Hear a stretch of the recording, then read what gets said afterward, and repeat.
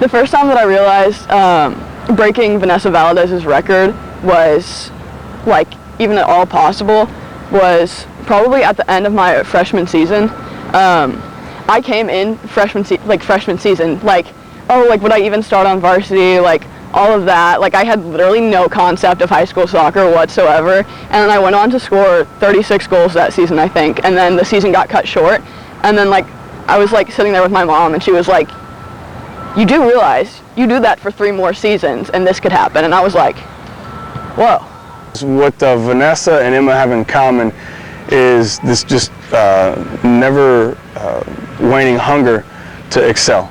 I saw it with Vanessa when she was, freshman, sophomore, junior, senior, what she worked on or the questions that she would ask, and Emma possesses that same desire. Chasing a record when all teams know who you are definitely gets progressively harder. Because obviously people are watching film on you, they're studying your gameplay. Sometimes they go as far to stick 3 people on you. 1 person in front, 1 person behind, and 1 person in your general vicinity in case the ball gets near you. The last 2 seasons I've been dealing with recovery from an MPFL surgery. So in round 1 of playoffs, my sophomore year, I hyperextended my knee and dislocated it. And then I also had Osgood-Schlatter's disease, so that also made everything worse. And so they told me just to do physical therapy and I'd be fine, except it happened 2 more times, and where I hyperextended and dislocated it. And then one of the times I ended up like ripping some cartilage off. And so they pretty much told me if I ever wanted to play a high level of soccer again, I would have to get it fixed. Health-wise, I'm so much more confident than I was last season. I've stopped wearing my brace. I did a lot of training over the summer to get there. I started focusing more on my confidence and like my love for the game and working myself back up to where I was sophomore year before I got injured.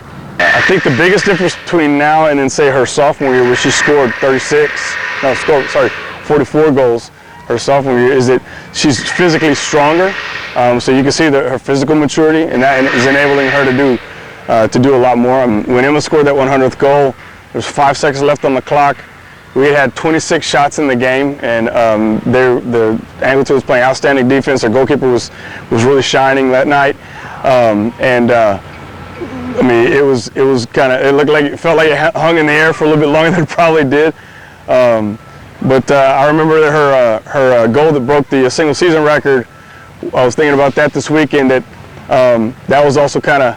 It was nothing simple about that one either. It was outside the box, turn and hit. So she kind of has a flair for the dramatics at the right time.